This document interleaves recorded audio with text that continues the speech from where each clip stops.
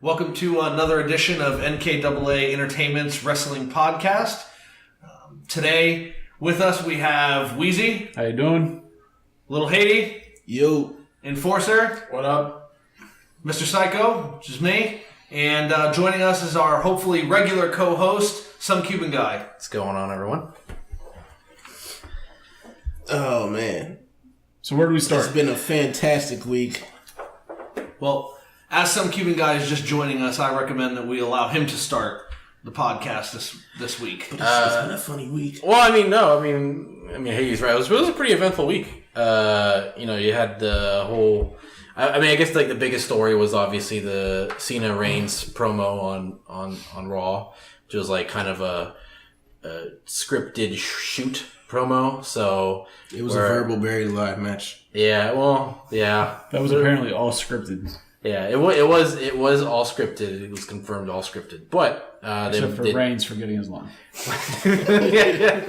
that is true. Pause. Remember line. Yeah, and then Cena's the only part that was like the actual shoot was Cena's like burn of Roman after Roman forgot his line. Yeah, if you want to do this, yeah, you have to learn how to do a promo, son, or yeah. Yeah, so I'm sure most of the listeners have already heard that or seen that promo many times already, but for the most part,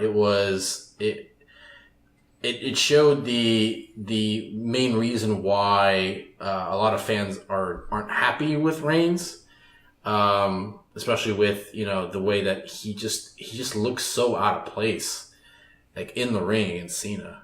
So I don't know. I know you guys all watched it. What are your guys' thoughts on how Reigns looked in the promo? He needs to take lessons from his cousin. Like, The Rock needs to step in and be like, hey, this is how you deliver a promo and work with him. Like, it's family. Do it. Like, he's done better since when he first started his runs, and he's gotten better on the mic. But when you start getting better, you don't throw him against who's essentially your best guy on the mic. And then it makes him look like he's not doing shit. I don't know. I think the problem is that there's it's like a certain element. Either you have it or you don't. And while it can be taught, it has to be taught naturally. So I think that if they really want Reigns to become a better promo guy, what they need to do is they need to have Paul Heyman sit down with him and do the same thing with him that Heyman did with Stone Cold. Because when Stone Cold left WCW, he couldn't cut a promo. Yeah, if you watch his Hollywood Blonde moments from WCW, when he got into ECW, he got injured almost immediately, and Heyman just had him cutting promos, and Heyman worked with him over and over and over to find an authentic voice inside of himself, and then helped him kind of cultivate that. And that's the thing with Reigns, he just never looks comfortable whenever he's saying anything. But the only problem I see with that is where you have Heyman did it with Austin. It was a different fan base. Yeah, it was. The also, fans now will not stand for trying to get that anymore. And it was also because of necessity at the time, because they kind of had time to fill during the ECW days, and Heyman was just like, hey, we have this guy who's got a lot of potential on the mic. Let's just put him on the camera for like 5 minutes, let him go at, because he's obviously very upset with what happened to him at the other companies. Just put him on the mic. Let him talk for whatever he wants, and that's exactly what happened. And that's where I don't think it'll work very well, because Roman's been given everything. Yeah. It's not like he's frustrated with where he's at. Yeah. Like, he's been given everything. Yeah, well, I mean, he's a WWE cultivated guy. Like, he was brought in to FCW, and he's not an indie guy. Like, he was brought in straight from playing football. And, he's just one of those guys that he just had a great look, and they kind of just got tunnel vision on him, especially Vince. Vince just got tunnel vision on him. Because, I mean, you guys got to remember, when he got brought into the Shield, it originally wasn't even supposed to be him. It was supposed to be Chris Hero.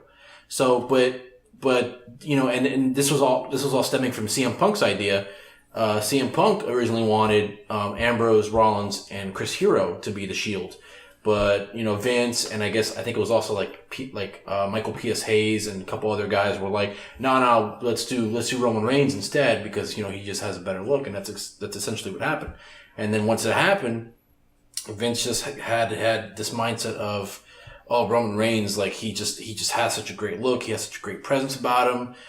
He's okay in the ring, but he's got the look that he needs to be a top guy, and I kind of feel like that.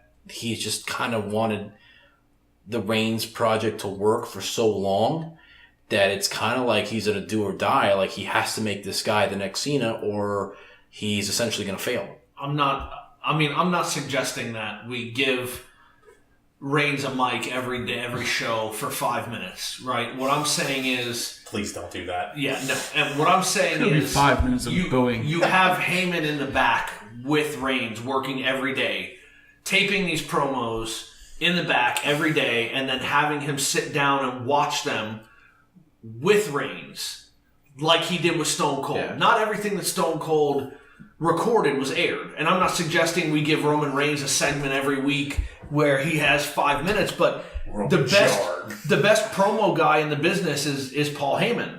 And he has taught so many people to give promos. If you want Roman Reigns' promo work to get better, you need to make him spend X amount of time with Paul Heyman every day. Whether it's making them ride together to shows or whatever it is, he needs that time to learn, right? And while you guys are saying he doesn't have anything to go on, like he doesn't have that anger built up because everything has been handed to him, I'm sure he's plenty angry about the fans' reaction to him. About how even when he tries as hard as he can and tries to do things, the fans still boo him. They want him to be more aggressive. He's more aggressive, they boo him. Right? They want him to be good, so he's good and they boo him. They want him to be bad, so he's bad and they boo him. He could have one hell of a heel turn. Yeah. That's what I think this is all. I think this is what this audience. Is all. I think this is what the end game is for this whole program. Is that I feel like it is because the way they laid it out on Raw, it seems like Roman was supposed to be the heel in that promo. Oh yeah, no, definitely he was. So it was like if this doesn't end with Roman Reigns turning heel, then I don't know what else you can really do. There really is no point to the program. Yeah, like there's not really any point to the program if the end game isn't we're turning Roman heel. So, and I feel like that's the direction. Now they always do this. They always like paint themselves in a corner with their booking. And I feel like they've kind of done it again where it's like now you don't really have a choice. And if you don't turn Roman now, then he's just going to get this reaction forever. Like it's going to be nonstop at every stadium, especially the big pay-per-views where you're going to have a lot smarter of an audience. He is always going to get booed, or he's always going to get just ignored, and no one's ever going to care. I think they've already passed that. At least not from the casual fan side, but from the hardcore, you want to call them the smarks, whatever. From that side, it's passing. There's no turning around. I don't think, because he's still young, man. Like, he still has a lot of years in the business. No, he's got to, disappear.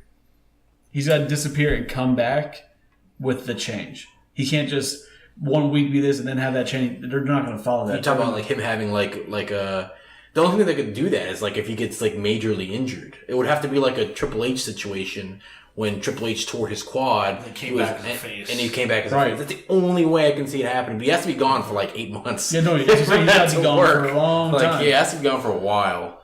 But the thing is, I don't think he's that irreparable. I mean, you look at some of these people who they get stale and then they come back in a different view.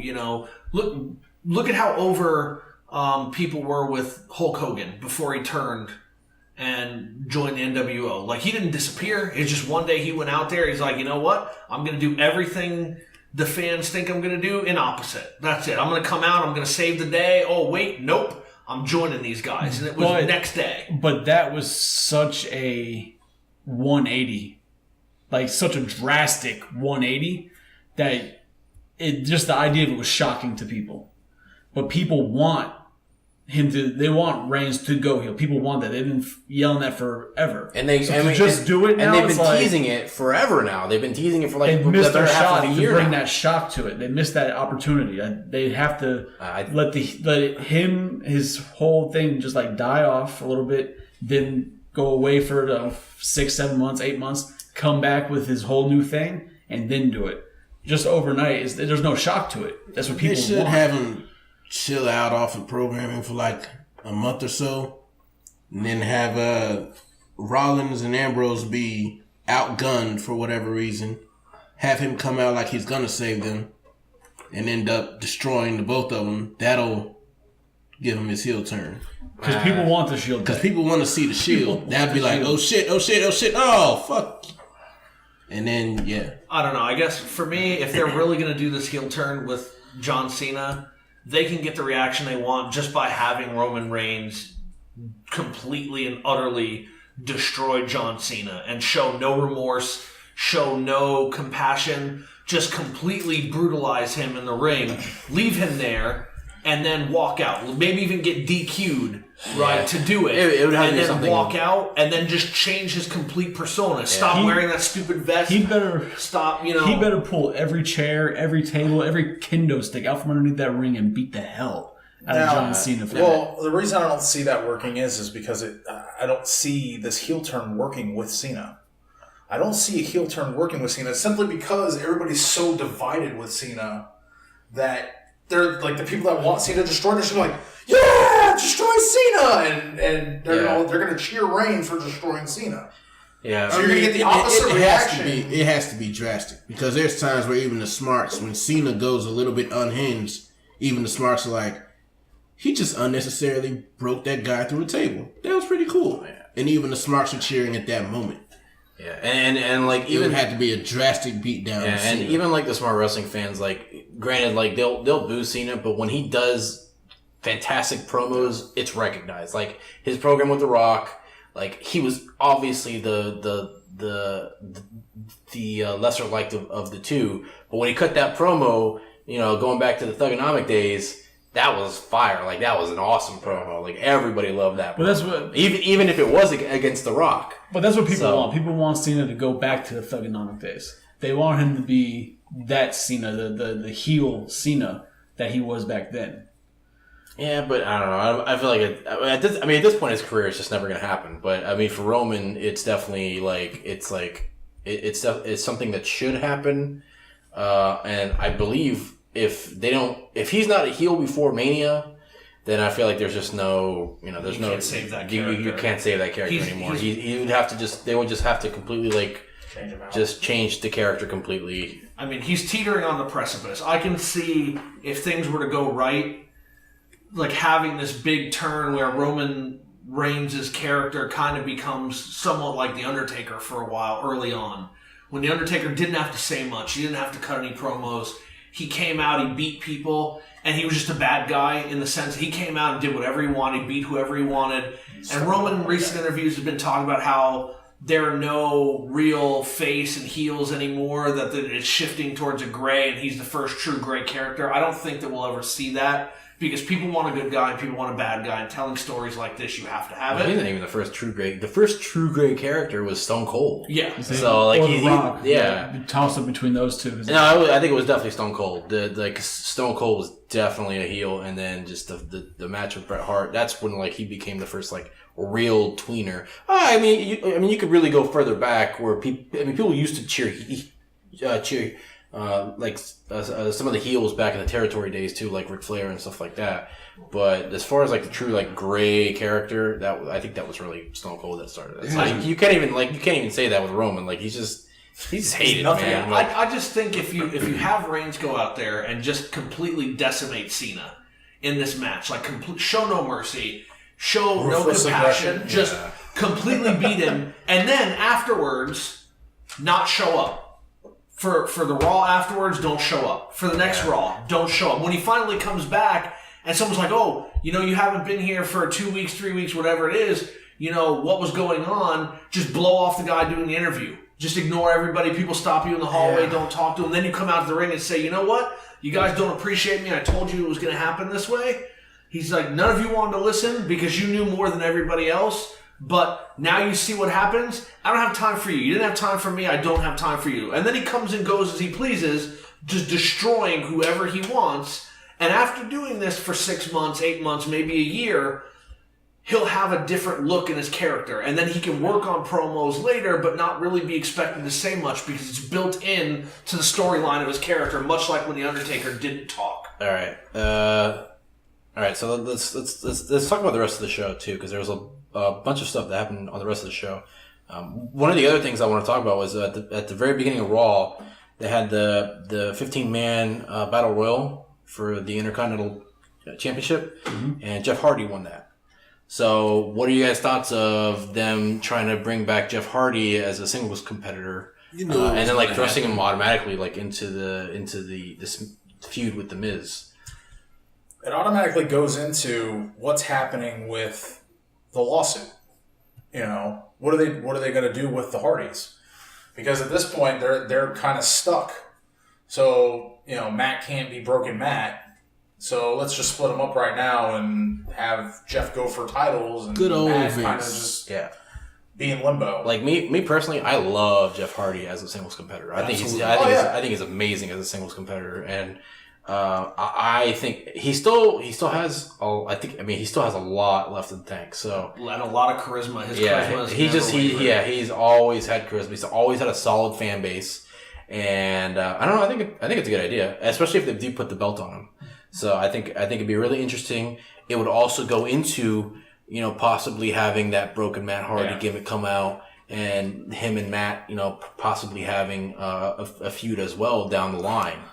I think that, you mentioned this earlier about WWE kind of painting themselves into a corner with their booking. I think that's exactly what happened with the Hardy Boys, because they came out and they had that amazing reaction at WrestleMania, right? And then they won the titles there, and they had the titles and they were holding them for a little while, but then WWE thought, oh, well, this lawsuit is getting figured out. Like, we're getting this trademark back, so let's start the process of making them lose, making it look like they can't do anything, and then we're going to introduce Broken Matt. And when the deal fell apart between TNA and Matt Hardy, then WWE's like, well, what do I do now? We killed the momentum they had coming in, winning the championships, doing well, and we kind of had them stomped. And now what do we do? So you got to split them up, because Jeff is going to get that instant recognition. And I don't know whether or not this is a popular opinion, but I always felt that if Jeff had stayed in WWE and had not had the drug issues that he had, he probably could have been the next Shawn Michaels in the sense of match work and reaction to it. Just because when you were watching Matt and Jeff, it was always Jeff you were waiting for to do something. And when Jeff was on his own, you were always waiting for the next big spot, and you knew it was going to come. I mean, I still remember he had, during his singles run, he had great matches against CM Punk, great matches against Eddie Guerrero, Edge, just fantastic matches. And he can still do all the same stuff that he did all those years ago. And now, especially now that he's clean. So, I don't know. I think it's a very smart move by WWE to especially put him in a program with The Miz, who's super hot right now. I think it's all good. I think it's going to be I think they're going to have a good match.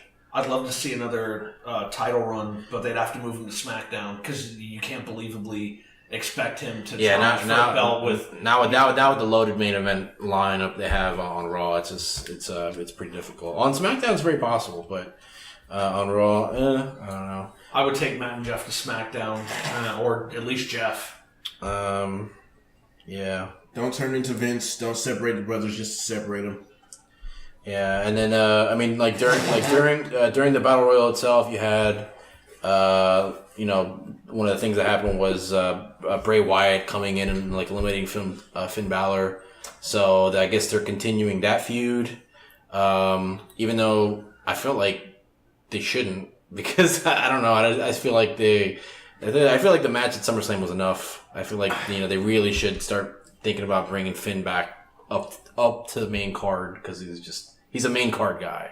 I do not see Finn working out well during in the mid card. I feel like that whole segment took too long though. The lights went out, and they're out for like 30 seconds, and then they came back on, he eliminates them, and then they go out for another 30 seconds. That's just like typical Bray Wyatt. Yeah, but it, like Undertaker likes go out, they like almost instantly come back on, and he's in the ring. Yeah, but when you're fat guy with a lamp, it takes you a little bit longer to get in and out of the ring. Exactly. It's not the Undertaker. We're dealing with a fat guy with a lamp. It takes him a little bit longer. You got to give him that extra time. Not a teleporting Dark Jedi.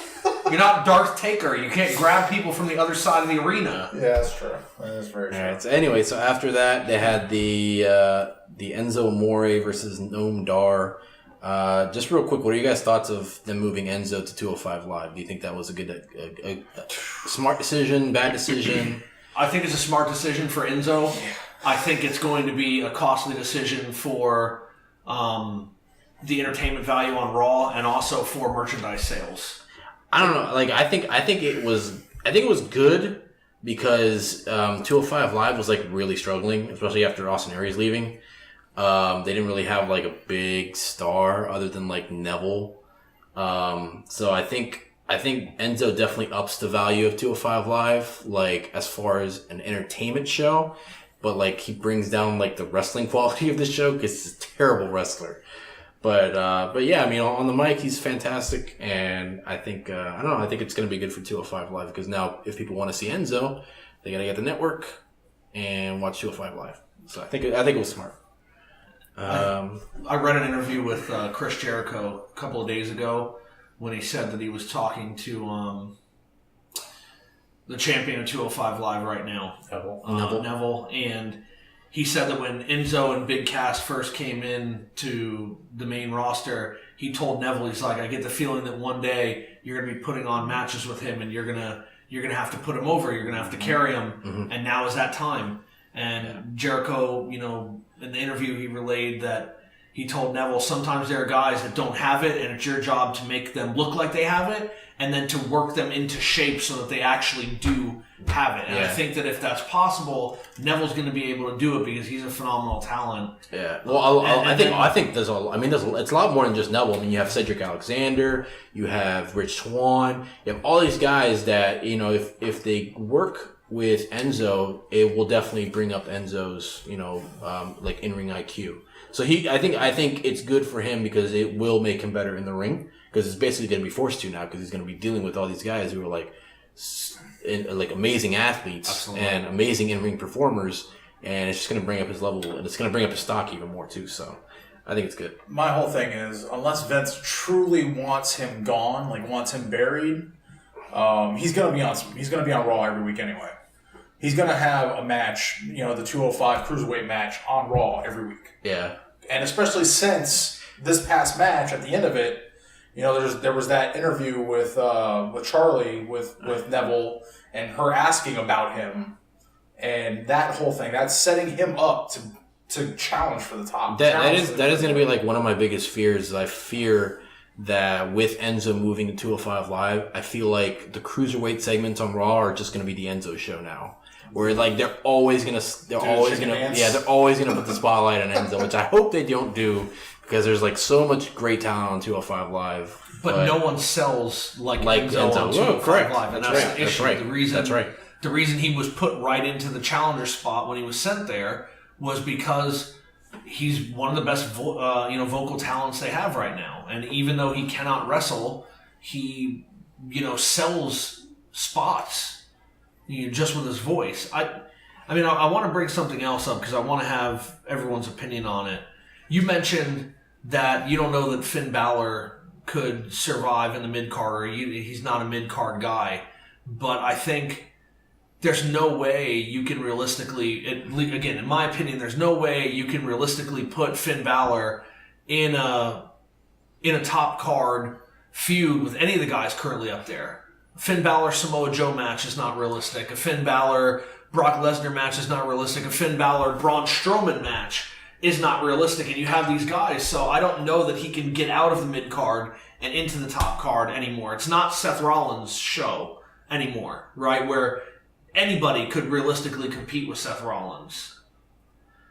Well, I feel like I feel like storyline wise, it probably doesn't make any sense. But I mean, the way that they've built up, especially like his demon character, where they basically made it so that his demon character is like Brock Lesnar-esque, where they only bring it out, for like big time pay-per-views, and they're like protecting the hell out of that side of his character. So I feel like if it's like that, it would definitely be like a marquee match.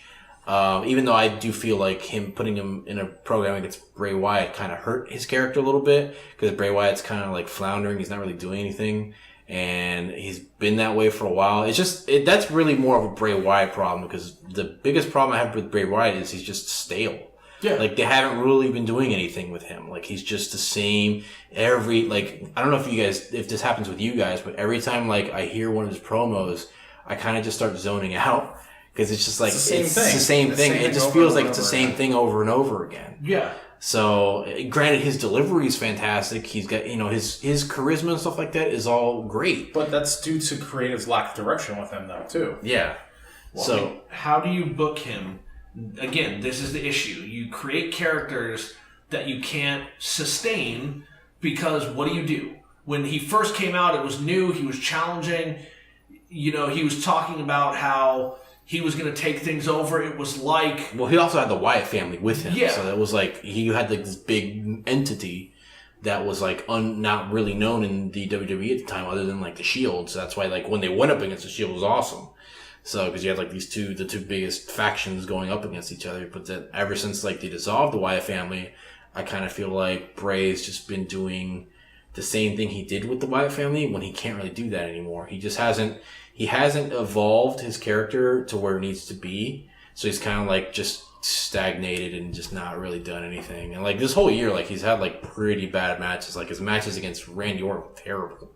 And then, and that didn't help Randy. Like, everything he's doing, like, he's just not helping anybody. So that's why I'm like, kind of like, I don't know if it was a good idea to put him against Finn, but yeah. But going back to Finn, I mean, I don't know, man. I really do think he can, like, be up there with the main event guys. Because, I mean, they had, Seth Rollins was up in that position not that long ago. And Seth Rollins is not, if it's like a size issue, Seth Rollins is not that big, much bigger than Finn, but they had Seth fight Lesnar. So, I don't feel like the size issue is a big thing. And on top of that, I mean, Finn's incredibly over right now. He's got a very big fan base. I don't know. I feel like if they don't do it soon, then he's probably going to be stuck in the mid card for a bit. But I feel like it's probably and especially since he never lost a title. Yeah. So it's like he has a legitimate claim to the championship because he never got his rematch from losing the title. So it's like he always is in that picture until... Don't you dare ask WWE to be logical. Oh, I mean, they need to do something about it. Otherwise, it's just gonna keep haunting them. They can't just ignore it that he never got his championship. You'd like to think that, wouldn't you? They probably... I mean, I know WWE will probably end up doing that, but... Don't test them. They will ignore it. They'll probably... it's been a year. I think they've all forgotten about it now. Go Dallas against Finn Balor. Let's go. I think that Finn Balor would get a better shake on SmackDown. I mean, people wouldn't want to see him go to SmackDown as they think it's the lesser show. But again, when you have such a crowded group at the top, and the way you've been booking Lesnar, the way you've been booking Strowman, the way you've been booking Joe, to put any other guy in there. And now you just added John Cena to the mix. Now John Cena's on the show. So yeah, it's like... but I mean, to put any other guy up there with Joe...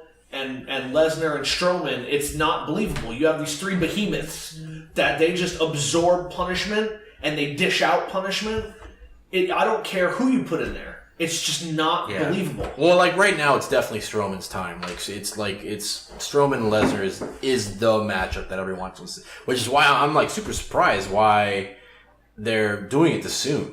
Like, I feel like that should be like a Mania match or at least a Royal Rumble match. You know what I mean? So the fact that they're doing it at No Mercy is just really surprising to me. So I think we're going to get a drawn out march to WrestleMania that actually has a clean finish. Lesnar Strowman match. I think they're going to go back and forth. Do you think they're going to draw all the way out to Mania? I think they will. Because what else do they have? It's going to be Roman. That's the original plan. The original plan is Roman, Brock. WrestleMania. I don't think that they're planning that far ahead. Because they have to see what happens. Yeah, with Cena I think they're waiting to see what happens between Cena and Roman first. Yeah. And if it ends up not being, good or not being what they plan it to be, no, they'll switch they're it up. they're gonna change it up. I'm saying like the original plan, because Vince is hard on for Roman Reigns is, it's going to be Brock Reigns at WrestleMania with Reigns going over and becoming champion finally because we got to force it down everybody's throat. Yeah, I don't know. I just get the feeling we're going to see some ridiculous count out or something for this match where it's definitely going to be a dusty finish. I think he might get counted out, or maybe Lesnar tries to get back in the ring and Heyman holds him back because he doesn't want him to get hurt, and then. They don't want to give Strowman a rematch, and it goes back and forth until it has to culminate at WrestleMania. It's too big of a spectacle to kind of throw away now, I think. Yeah. So anyway, moving on. Next up, they had singles match between Cesaro and Seth Rollins. So continuing the Seth Rollins Ambrose against Sheamus and Cesaro feud. So which I'm fine with. Deal against Reebok and Rocksteady.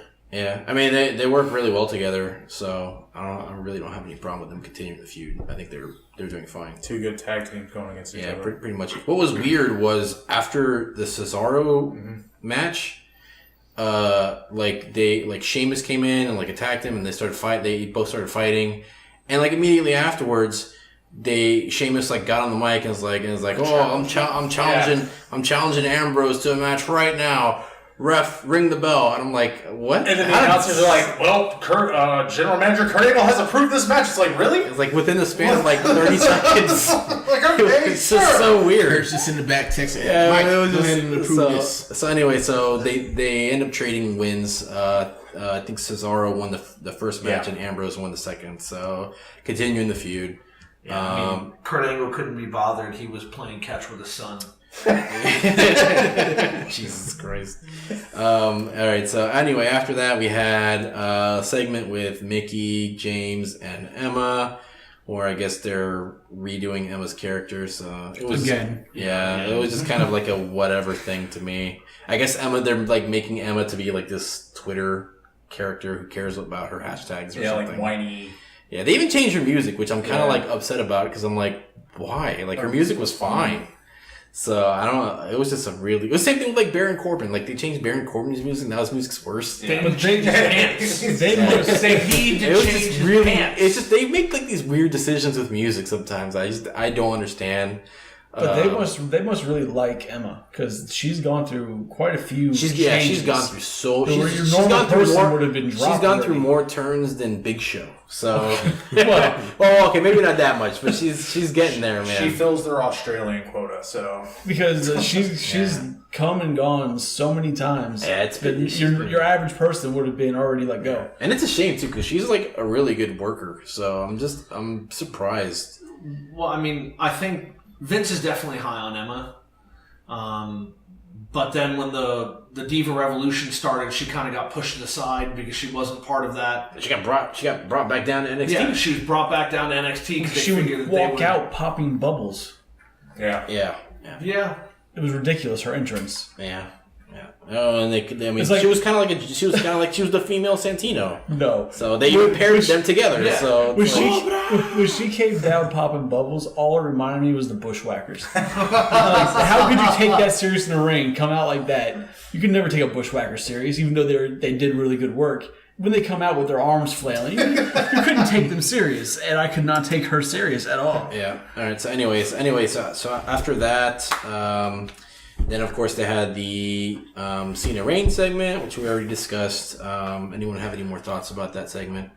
And then the weirdest thing about the segment was right when it ended, Gallows and Anderson come out for whatever reason, and they do their whole thing, and they call them nerds, and then they challenge them to a match.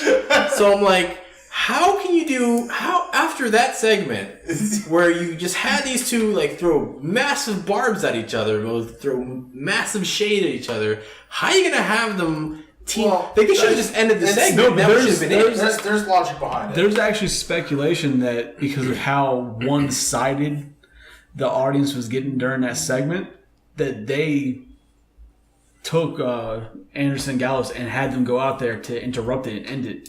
Because, Yeah, but then they just have like an impromptu match. Well, It's no, just but- really weird. Right, the match was weird, but the speculation that they put him out there because with how that segment between Reigns and Cena was going, that there was really not going to be a clean way to finish it without Reigns just attacking Cena. You could have just had like Kurt Angle call out security and then have them separated, and that's it. Could have had Kurt Angle put them both in an ankle lock. That would have, you know what? I would have. The whole crowd would have massively At the same popped. time. Yeah, it's okay. An ankle under each arm. Then you would have just seen the whole crowd just going yes the entire time. Like I said, but the speculation is that it was getting to the point in the back they realized that there was no clean way to end that segment, so they forced. I feel like that was just all. I feel like it was Okay. planned. But it also- it's just really odd. Like it's just odd. Like even if that was a decision, Chris. No, because that's why it feels so odd, because it wasn't part of the plan. That's what they're saying, that it was forced last second. Go out there and stop this. That's why it was so awkward. And it just didn't feel right at all. And everybody knows it was just such a weird thing to happen. They just had to that have it was a better way. last minute ditch. And it's kind of logical in a sense because Cena, told Roman, if you've been doing your damn job, Well, I wouldn't be here. I wouldn't have to be here. So he's probably, it's probably like, the quote unquote, I'm testing you. Yeah. Type of I mean, situation. honestly, like the tag match would have made at least a little bit more sense if it would have ended with like maybe Roman like ignoring John and walking to the back or something like And that. that's Something throughout along the whole those match. lines. That's what it seemed like because Roman's standing in the corner going, he had that stupid tag me. But then they end up just doing like both their finishers, and that was the match. But I think that this plays into what we said earlier about them turning Roman heel. Like if you have that, right? If it ends that way with Roman flipping the table over and staring down John Cena, and then even if Kurt Angle were to get between them to make sure nothing happened or security was called, it doesn't matter, right? If you have them working together right afterwards, and you're protecting that who's going to be face, even though we already know who the face is and who the heel is, so that when it comes to the match and Roman turns, it's like, oh my God, I can't believe this is happening, even though everyone knew it was going to happen. I think that the creative forces in WWE sometimes think that fans are dumber than they really are, and I think they thought by doing that they're both still faces, right? The fans are going to see them that way, even though that's not what's going on. right. Wait, there was a table? Yeah, the contract signing. Yeah. That was the whole thing. Was a contract signing. Wait, the thing that they didn't call a contract signing? Yeah, it was a contract signing. Yeah, but they've shied away from calling them contract signings since they have loved to do them so much in the past. Yeah, well, that contract signings are never not going to be a thing with WWE. They just love doing that for whatever reason. It's WWE logic. Why is it that you have to sign a contract but you don't have to sign a contract? Why is it that Stone Cold can count his own 3 with the ref's hand and no one else can do that? Never ever been explained. Never ever been explained. Never been attempted again either. Yeah, no, it was the same thing with like on SmackDown where they had the whole thing with Shane, so Shane could just take off somebody's rough shirt and he's now the ref. But he is the GM though, so technically whatever he says goes. It's like the movie The Santa Claus. You put on the suit, you become the big guy. all right, Tim Allen. All right. So anyway, so main event we had Alexa Bliss versus Sasha Banks for the Raw Women's Championship. Bliss gets the win, and WWE continues their streak of not caring who the women's champion is or when they give the women's championship to another person. So, I don't know why they hate the Raw Women's division so much that they just have to constantly like have this revolving door of champions. Keep doing it over and over again.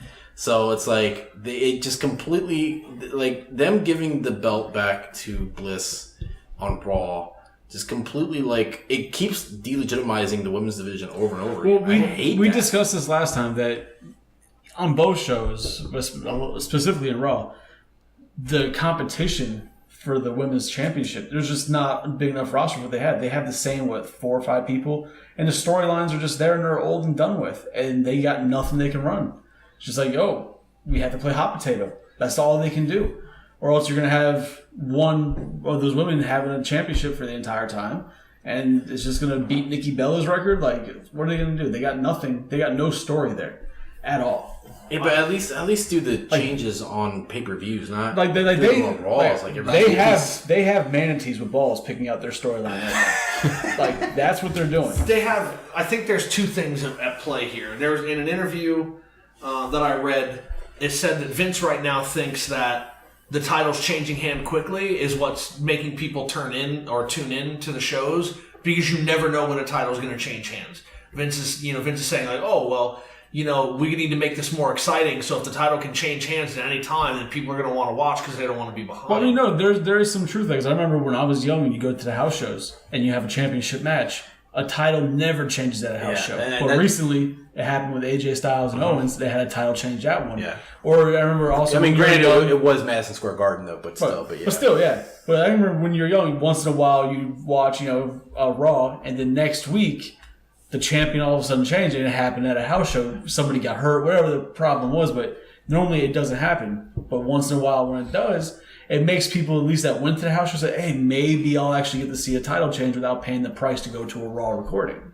And I think the other thing is, I think there's very little confidence with the women's division on Raw, and I get the feeling that when Asuka is back from her injury, she's going to come into Raw, she's going to take the title, and she's going to hold it just like she did with the NXT title. I think you're 100% But right. It's because, look at the people on Raw, and I know you guys are big Bayley fans, but as cool as she was in NXT, she was never going to work on Raw. That character's never going to get over. And again, you guys... it didn't help with her booking either. Yeah, they destroyed that character. You guys like Sasha Banks. I never did. I thought that she was overhyped. I thought that she couldn't carry the women's division, and she kept getting injured, right? And that's an issue. That's what buried Dolph Ziggler. You just keep getting injured. Well, we can't trust you with the belt. Like, we're going to build a program for you, and then you're going to get the belt, and you're going to be injured. So all the work we just did is thrown away. And it's the same sort of deal. Like, you bring Alexa Bliss over from SmackDown because you know she can carry the title. You put her on Raw because people will tune into her because they like watching her. Yeah. So you have people that are going to watch, and then everybody else is just kind of like fodder for her. They come in, they might steal one from her, she takes it back, it's not a big deal because who else is there? You're not going to give it to Banks, right? Until she reproves herself. You're not going to give it to Bayley. Who is it going to go to? You're not going to give it to Nia Jax. Careful what you say about Sasha Banks. They might be about. I think they're about to give it to Nia. They're That's probably the tease right now. Yeah. But you're 100% right. You can really see is that betrayal coming a mile away. Yeah, it really is due to. I think it is due to a lack of talent. I think that's a big issue. But I think John's right that once Asuka comes up to the main roster, which is going to be hopefully pretty soon, I think they're going to bring her up like as soon as she's healed from her injury.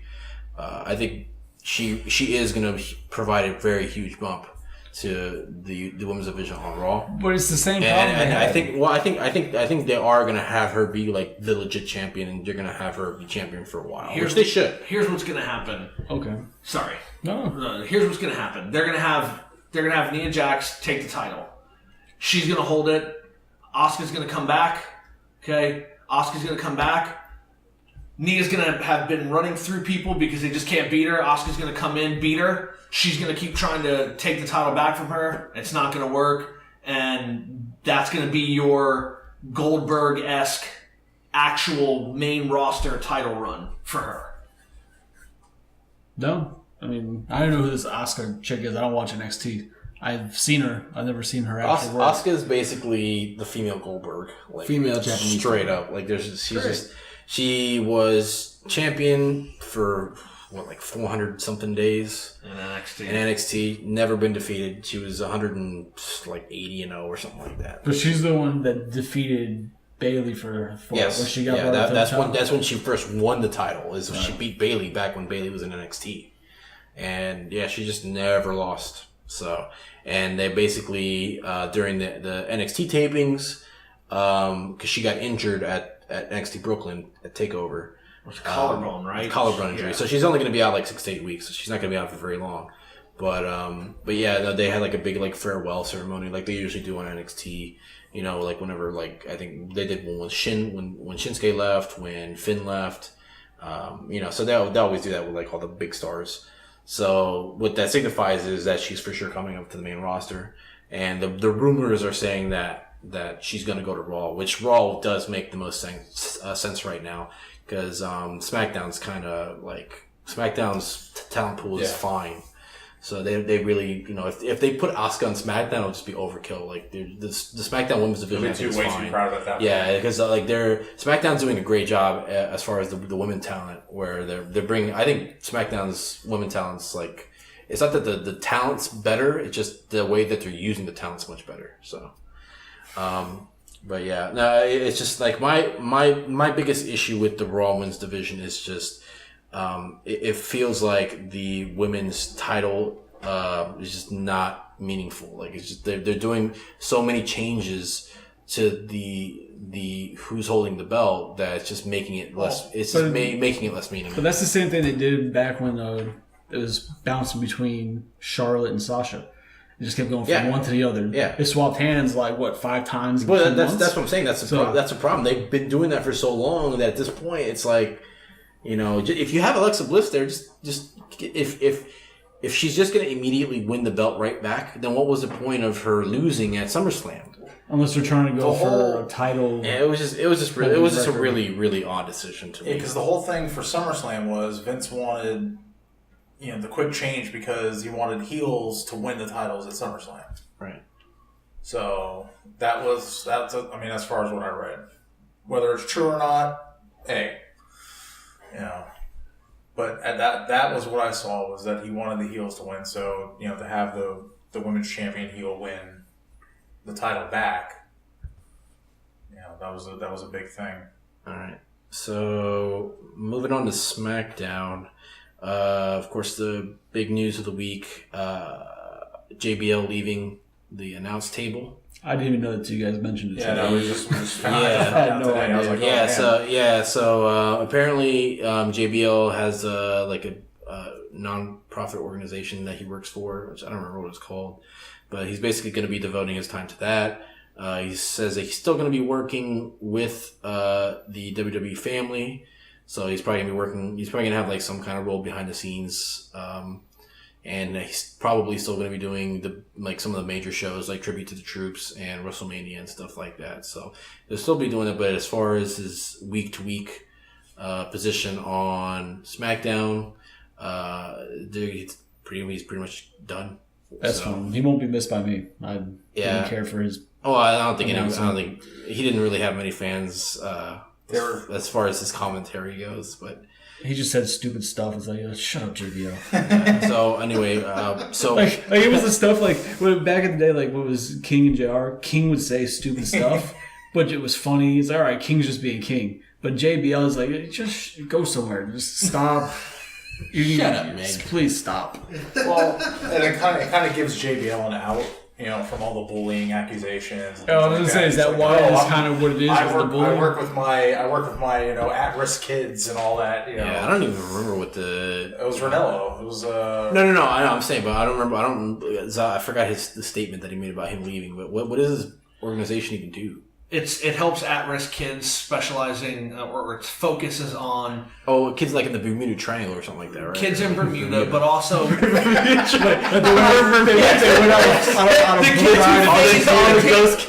kids who phase in and out of existence, yes, those kids, they're at risk of disappearing forever. Right.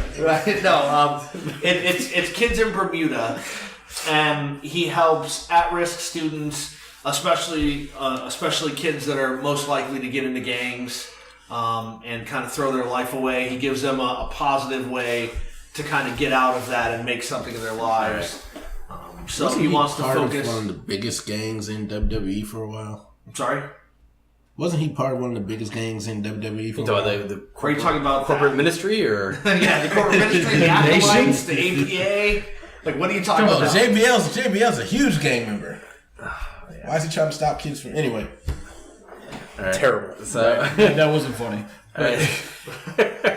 So anyway, So who do you guys think should end up replacing him on SmackDown? What are you guys' thoughts? Who do we think realistically is going to do it, or who would we like to do it? Who both? Let's say both.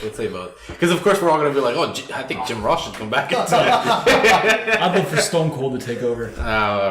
Never going to happen. It'd be amazing. I would love for Jim Ross to come back, but only if he could team with Lawler.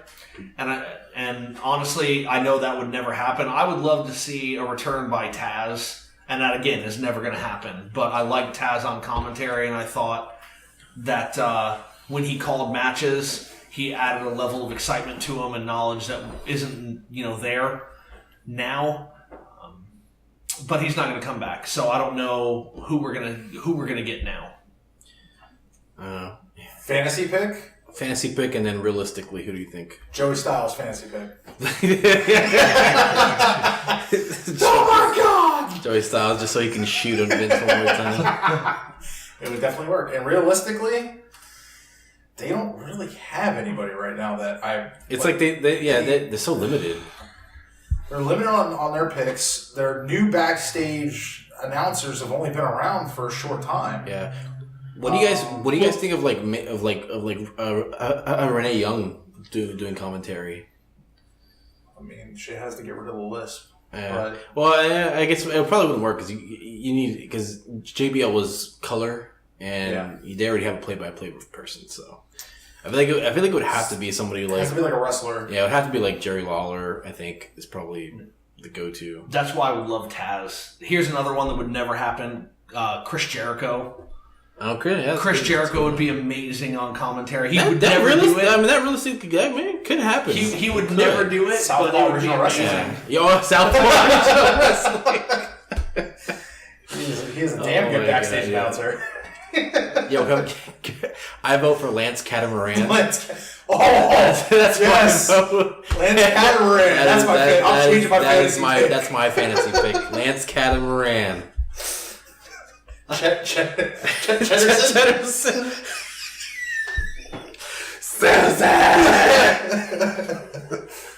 Oh man! All right. So anyway, Weezy and Haiti, you guys need to watch that. It can't be Jericho because watch Jericho will own the whole show. Yeah, I won't even watch. I'll just listen.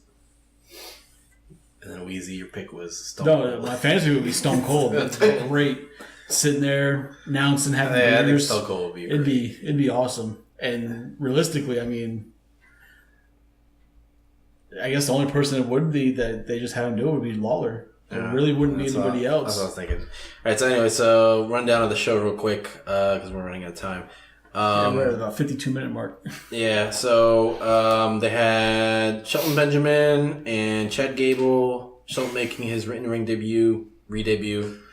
What'd you guys think? Ain't no stopping him now. Like, what did they take the Gabriel guy and separate him from his one black tag team partner and give him another one? Like, what's the point of this? I mean, Shelton Benjamin, man.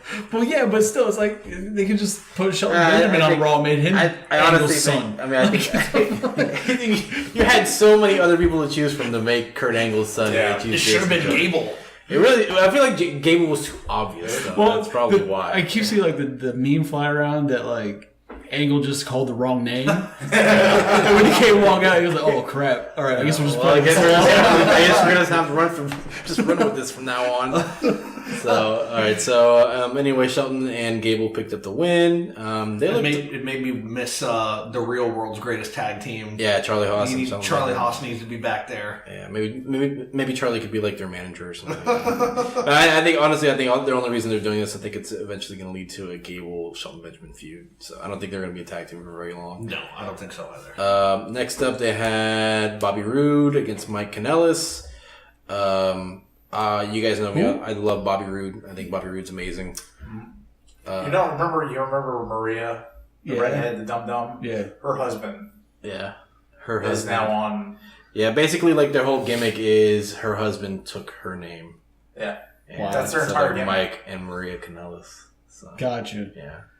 Yeah, I ignore that. That's the first one was SmackDown and all that jazz. Is that what it is? Yeah. I ignore that shit. Yeah, I'm waiting for her to get in the ring, man, because she's actually a really good wrestler. So it's amazing they haven't put her in the ring yet. Next up, they had Singh Brothers and Shinsuke. Shinsuke beat them. Good. Continuing the Shinsuke feud. And then next week, they're going to have Shinsuke against Randy Orton for the number 1 contender spot. Because that makes sense. Oh, it does make sense because it's like those are really the top 2 guys. Yeah, they're the top 2 guys right now. So it's like, I don't know. What do you guys thoughts on Shinsuke and Randy Orton for the number 1 contender spot? Give Shinsuke the belt, please. You can't hinder the gender, man. Yes, you can. Yes, you must. I mean, honestly, Orton's got to go. I think I like Orton. He's always been a really good heel.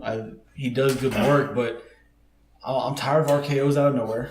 Because they're never out of nowhere. No, you're expecting at all points. Like I expect him to only do RKO's. Yeah, after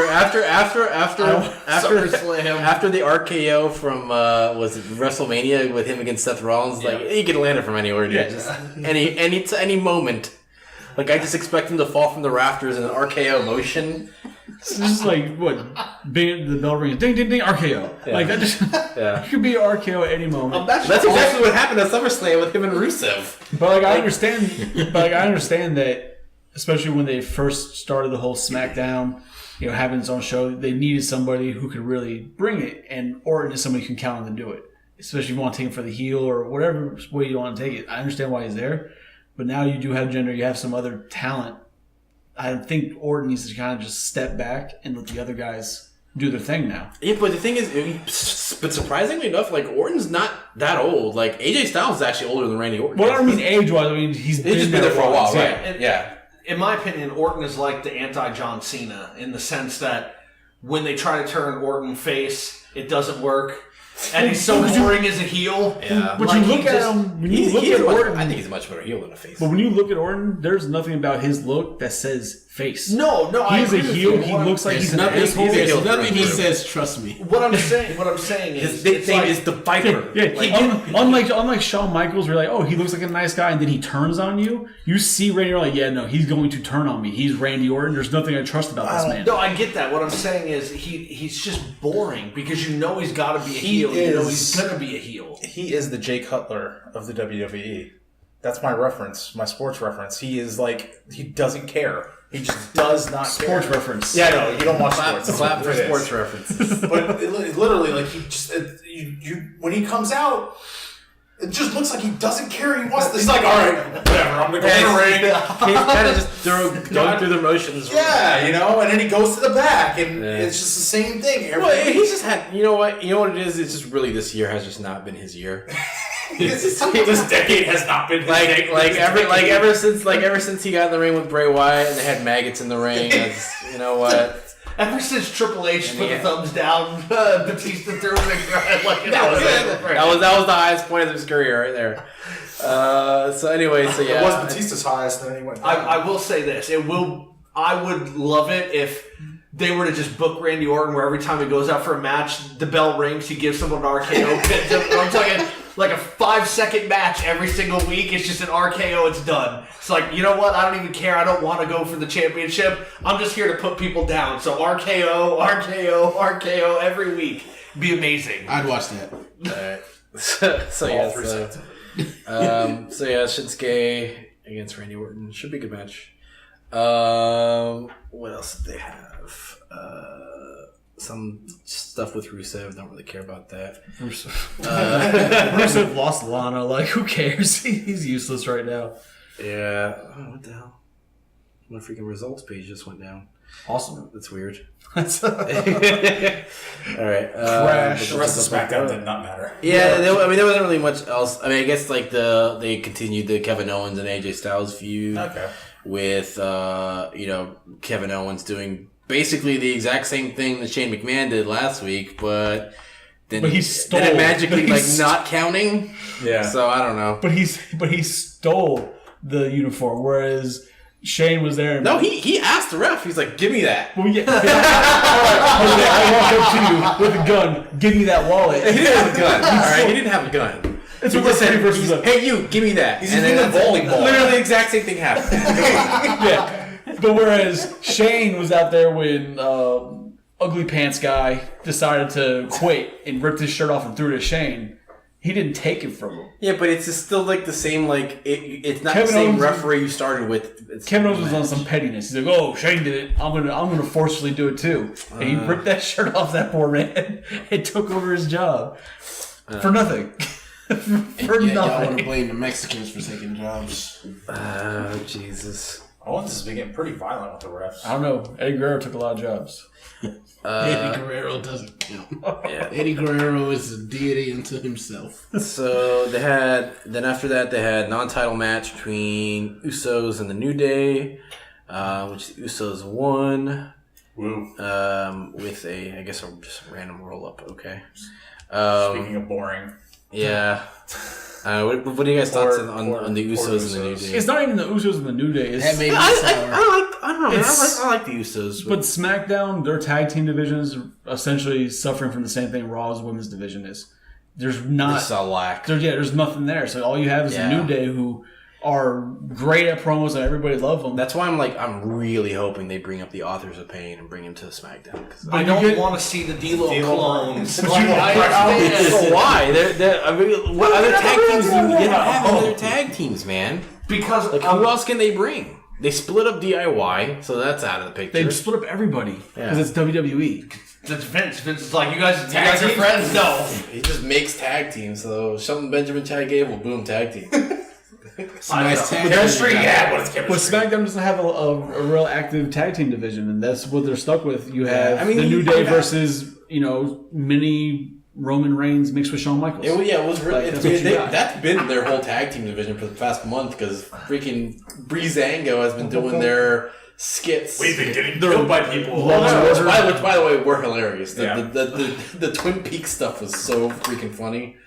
Yeah, no, it's funny to watch, but it does nothing for the story of the matches. No, At all. They didn't have. They don't have. They haven't had matches. That's what I'm saying. They haven't had- help. It doesn't help the division at all. Oh no, I agree. Especially when you have guys that are actual tag teams like the Ascension getting beat by Shelton Benjamin and Chad Gable the first day. That's because the Oh Ascension's man! garbage. And then and Primo and Epico are just nowhere to be found. They are on the show. That's another team. Like, they disappear, they come back with a new gimmick. They disappear, they come back with a new gimmick, Yeah. and it's always some type of like stereotypical Spanish gimmick. but Timeshares. they never get let go. They never get written off. enhancement, man. They're just enhancement. That's They all must they have are. some family that's really high up in It's like the WWE. Brooklyn Brawler. Yeah. He never did anything. He was just there to get beaten. Except That's it. that one time where he did beat Triple H. That was hilarious. Yeah, but that was a punishment for Triple H and his whole Madison Square Garden breaking the wall sort of deal. All right. So, anyways, after that, you had Tamina against some jobber, where I guess they're continuing this whole Lana and Tamina thing. She's boring. Next match. She is just you cannot help Tamina, man. I'm sorry. She's gonna get moved to Raw. She's gonna challenge with No, she needs to be. Nia Nia. and Nia. Asuka. Yeah, She- like out of all the I agree. Alright. Out of all the women's division, like Tamina just doesn't fit. She needs to be like, there's nothing she can bring to anything. She No, just- I don't think so. Because they're still hurting on women, man. You can't just I don't know. No, you're right. Like, to let go and be like, oh, they don't have enough women to let one go wouldn't make sense. But she doesn't bring anything. She has no charisma. She has nothing. She is more boring than what people accuse Reigns of being. She doesn't do anything. Yeah, well, she has no charisma. She doesn't have any facial expressions. Yeah. Like, she doesn't. She's got Botox. Like, she She's does a not statue. make any type of emotion at all. She just stands there. Doesn't do a damn thing. I think she even corpsed during their interview. Just started laughing. So, and then anyway, so skipping that. So you had WWE Champion Jinder Mahal and Rusev against Randy Orton and Shinsuke. Randy Orton and Shinsuke won after doing the finishers. And then post match, RKO out of nowhere. Oh! Out of nowhere. Huh. So Who would have thought? I did the air quotes. I mean, all right. Let's be honest. The RKO out of nowhere it's gotten so out of hand that you see indie matches where all the guys do, like 6 guys in the ring, every single one of them take turns doing RKOs to each other. Yeah. Like, that's all. Like, it's a laughing gimmick now, the RKO. Yeah, so, SmackDown overall, pretty mediocre show this week, I think. I don't know. Do you guys have any more thoughts to add I mean, about it? you can say it's RKO. mediocre. The only reason people say that it was on the lesser side versus Raw is just because of the promo. between Cena and Reigns. If that promo wasn't there, I think it actually would have been a more solid show than what Raw had. I think just in general, Raw is just better than SmackDown right now. Raw just has like an insane amount of talent, especially after the whole superstar shakeup thing. You know, they brought like all this talent over to Raw purposefully because SmackDown was beating the hell out of Raw before that.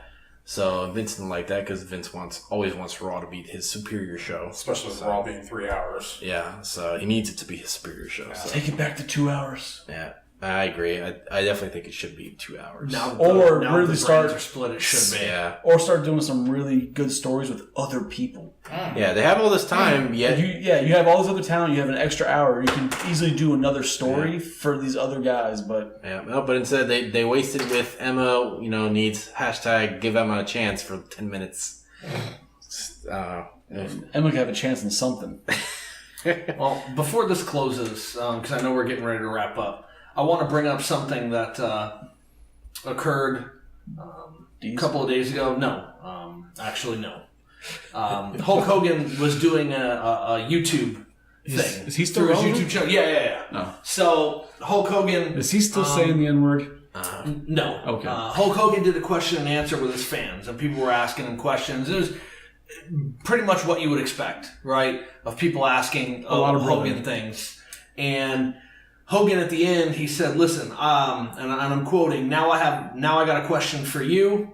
From this point forward, with Hulk Hogan being in the prime of his career," which I don't, and again, he said that? Yeah, he said with Hulk Hogan, and I quote, I'm quoting. How low does he view his career? From this point forward, with Hulk Hogan being in the prime of his career, with Hulk Hogan being the greatest beach bum ever with the greatest beach shop, what do you fans want to see me do with wrestling? And he continues again, and I quote, "Do you want me to stay out of it? Do you want me to get back in it? Do you want me to tear the business apart? I want to hear from you guys. I want to get your replies. What do the fans want Hulk Hogan to do about wrestling from this point forward?" Let's put it this way. End quote. The fact that he thinks that this is the high point of his prime of career, his career. I really like he's at the point in his career that I wouldn't be surprised if he was in like Sharknado 6, right? Well, he'll be in Suburban Commando 2. You were Hogan today. Hogan in the Hoff, like that's what I'm expecting. Like Hogan shouldn't even be going on about this. I mean, I miss him from WWE because that's where he belongs, but he's going too far. Like he just needs to go. Okay, here's what I think. He's ruining his legacy. I think he should have a role, but I think it should be with developmental.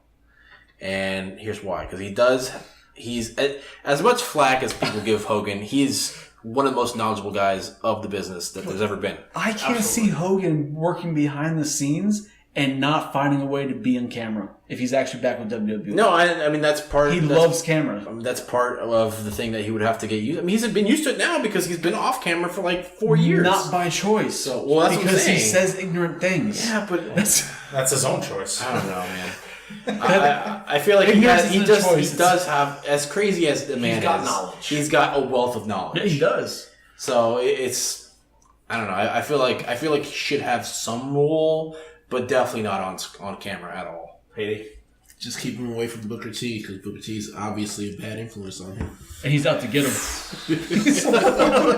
Booker T's out to get him. Enforcer. My views on Hogan at this point, just go away. Yeah, no. Like, all right. Please just go away. As much as I loved you as a kid, please just go away. No, our enforcer's absolutely right. He to at least in my eyes, he's gone the path of, in the hip hop, the path of DMX. You had somebody who was great. Hogan was amazing. Yeah. And then he just went downhill, and everything he does now is just kind of makes him look worse and worse. And it's just tarnishing his legacy of who he was. And the fact that he believes that this is the high point of his damn career. Like, here's my take on it. I'm a huge Hogan fan.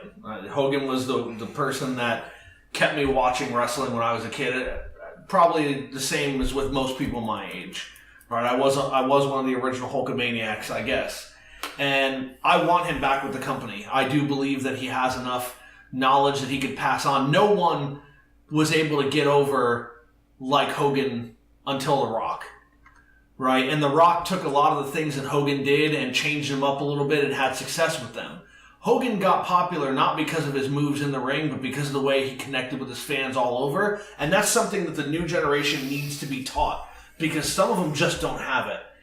I think it'd be great to have Hogan working at Full Sail, where the training center is. The performance center. But I'd also love to see him in the role before big pay-per-views that you see some of the other alumni at, where they're talking about the matches coming up. And it'd be great to see Hogan make an appearance every WrestleMania or every SummerSlam. Just come out, hey, you know, we're at blah, blah, blah arena, get a cheap pop the way that they used to do with Stone Cold. And when they would have him come out, give someone a stunner, grab a couple beers, the fans would go crazy, and they'd leave. That's all that would happen. Stone Cold needs to continue doing that. I agree. But what I'm saying is, every show should open and end with that. I just think that... Thanks for coming out for WrestleMania 50. No, I'm just talking Raw and SmackDown should open and close with that. I kind of feel like... That's a little too much. I kind of feel like Hogan should be there, and he should be someone that's not erased. Right, I want to see Hogan. He's not Chris Benoit. Okay. No, he shouldn't be erased. He shouldn't be ignored. Yeah. You know, I only have the WWE Network. I'm not sure who you're talking about. I've never seen this guy. Isn't that the guy that The Rock was making fun of? That was, yeah. Right, he had him and he put like blackout on his tooth. That's Kevin. You're thinking the name. The name is wrong. It's Kevin Kelly. That's the name that you meant. It was Kevin Kelly. My mistake. It is Kevin Kelly. Okay, but no, I honestly I would like Hulk Hogan to show up more often. I'd like him to be a part of it, but he's very delusional if he thinks he's in the prime of his career. Because I think if he takes one big boot, he's done. Yeah. I feel like if Ric Flair heard that, he'd be like, "You are one crazy son of a bitch." Yeah, I don't think that Hogan's in the prime of his career at all, but I do think he needs to show up occasionally. That would be good, but that's on WWE. They have to rebuild a relationship with him because they're the ones that cut the ties. And they're in no rush to reestablish. Well, they've already started it. I mean, they're already showing him in previews for WWE Network. They're already doing these things. They're kind of testing the waters to see what the reaction would be, in my opinion. They want to know if people are going to freak out if they bring him back on because of what happened a couple of years ago. People will freak out because that's the way the world is now. People will freak out. 100%. There will be online petitions. There will be upset moms. People will freak out. Cats and dogs. We'll see. The only question is that if people freak out, will WWE be like, okay, we're going to ignore this because it's only going to be a momentary freak out from these loud people who don't even watch our show anyway. It's really up to WWE. It's really up to WWE. They could care either way. Like if bringing him back is going to raise their profits, then that's what they're going to do. Oh yeah, they really could care less about the reaction. His merchandise would go through the roof. Yeah, people would still be. People will buy his stuff. People, and the moment he comes back, he's still going to be cheered. Like it's going to happen. All they need to do is have him walk into a locker room with the New Day and Shelton Benjamin and just have them look at each other. That's the exact opposite. No. Opposite. No. Just have them look at each other. That's it. Here's a New Day, Shelton Benjamin, Mark Henry. Every black person in here needs to be there when Hulk Hogan walks in. No, and just look at each other. And they say, hey, how you doing? And then that'll be it. That's their way of burying it on TV. Same as with Xavier Woods in his tape. They didn't say anything. He just winked at the camera. I don't necessarily know that's gonna change people's perceptions at all. Just to remind everyone of what he said. Xavier Woods. They're going to do everything in their power to keep all black people away from Hulk Hogan as far as possible. To the point where they're just going to clone Sheamus and they're just going to surround the ring with Sheamus's while he's talking. Hulk Hogan Hulk Hogan might come back and do announcing, but if Bray Wyatt comes out and the stadium goes black, they're going to escort Hogan out of the stadium first before they turn the lights off. Wow. No. You bring up a good point though. To go back to the question that Jose was asking, some Cuban guy was asking it. I mean, well, how would you guys feel about Hogan commentating? I don't know that I would like that. I'm a Hogan fan. I don't think I'd like it, but No, you know what? I accept them doing commentary, but for the pay-per-views. I don't want him to do it every week. I can't wait for him to start doing commentary at the Silverdome. That's gonna be fun. Right here in the Superdome, brother. Cole's just like, it's the Silverdome. God all right, damn. Superdome, got it, Cole. Thanks, brother. And just so we're all clear, there actually is no more Silverdome. God damn it. Harbulary batteries. Yappa pie. All right. Poor Oh, Detroit. man. All right. We got anything else? Last minute? Nothing? I'm shaking my head now. Yeah. I wish you hadn't done that, but I'm kind of glad you did. All right, guys. Well, I guess we're going to wrap this one up. Just want to let everybody know to keep eye out for our other podcasts we have coming. We also have the Collector's Hideout podcast, which is all about things, collectibles, toys, action figures, and other pop culture topics. We're also working on putting out a movie/TV podcast about all the entertainment world. And we also have a hip-hop one coming eventually whenever Haiti and myself decide to do that because we're lazy sometimes. Yes, y'all. Oh, we also have a video game one that will be actually premiering the first episode this week. Basically everything. We got all kinds of stuff because we're a bunch of opinionated fools and we think you guys want to hear it. Oh, you want to hear it. Oh, you want to hear it. All right, so we're going to sign out. This is Wheezy signing out. It's a good podcast. Yes, it is. Oh, that was Little Haiti because he can't say his own name apparently. Yeah, how can you come from that? Yeah, I don't know how we come back from that. Goodbye, everyone. Thanks for watching the podcast. Please don't sue us. I'm bored. Oh, Mr. Psycho signing out. Enforcer. Adios. Cuban guy. Peace out, everyone. Please don't sue us. We broke.